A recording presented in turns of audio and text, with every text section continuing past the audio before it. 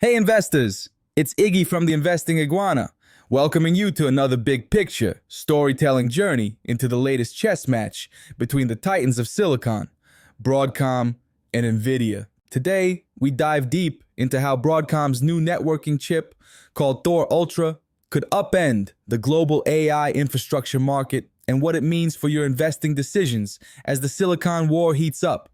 If you're wondering what powers the next stage of AI and why the biggest companies are fighting for network dominance, stick around. Quick creds before we jump in.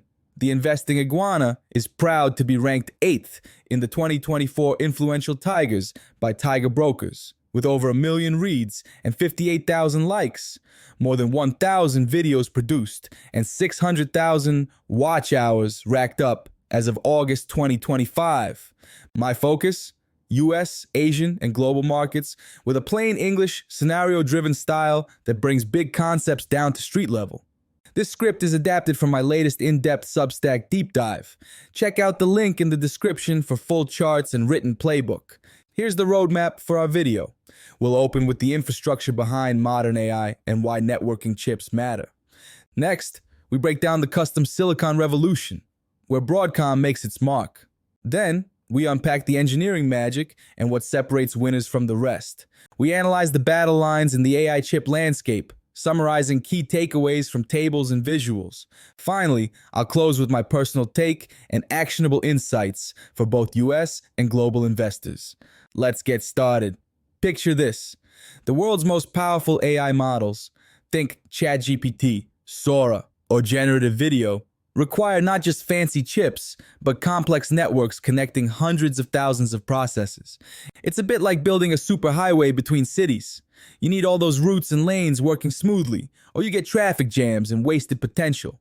That's why Broadcom's Thor Ultra networking chip is such a big deal. It's designed to string together hundreds of thousands of AI chips, making them work as one giant brain rather than a bunch of disconnected processors.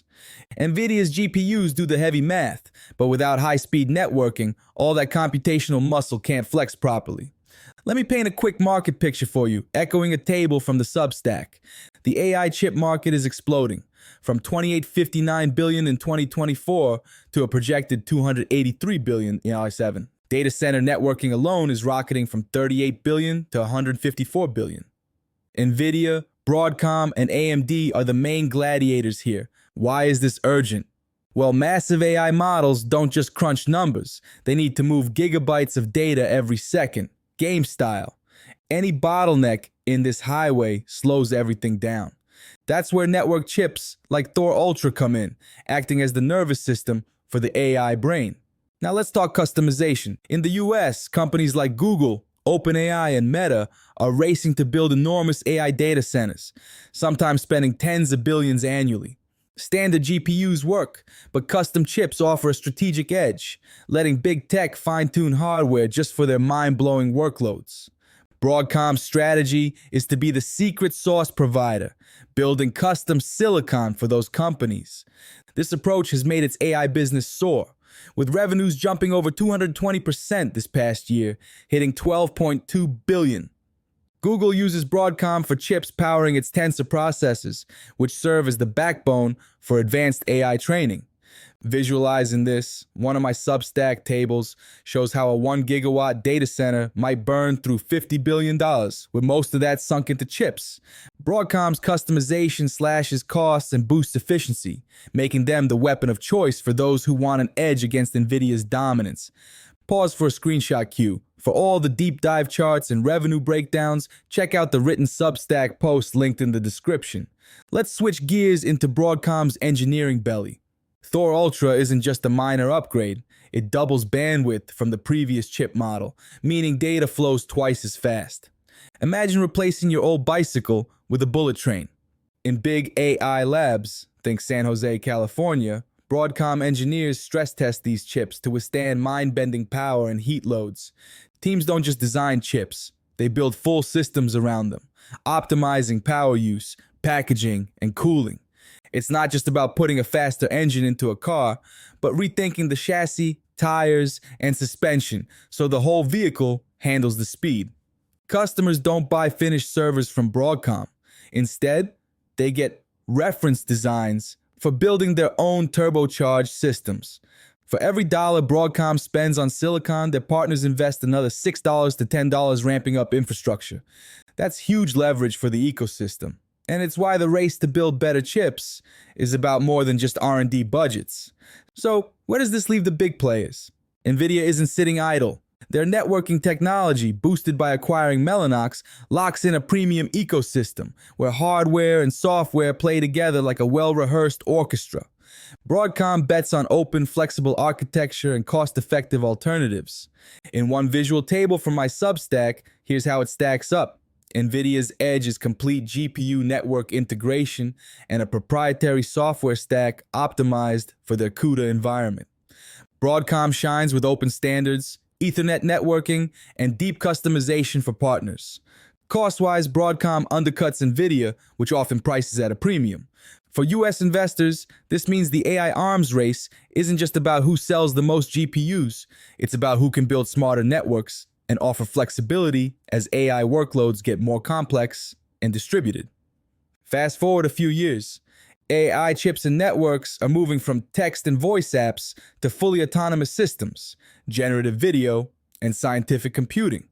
Broadcom estimates a $60 to $90 billion market opportunity by 2027, and it's not pie in the sky. Companies demand faster, better, cheaper ways to run AI, and both centralized and distributed models need high-performance networking.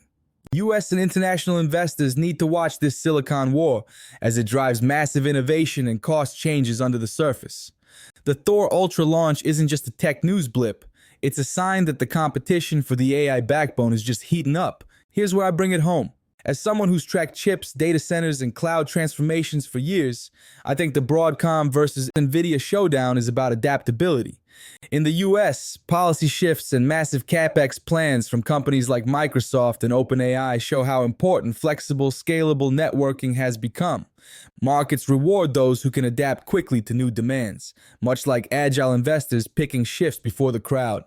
For global investors, understanding these market forces lets you spot risk and opportunity further upstream. It's not just about buying NVIDIA or Broadcom stock, it's about seeing which trends will shape infrastructure for decades. Think beyond headlines and keep your eyes on the silicon highways powering AI's future.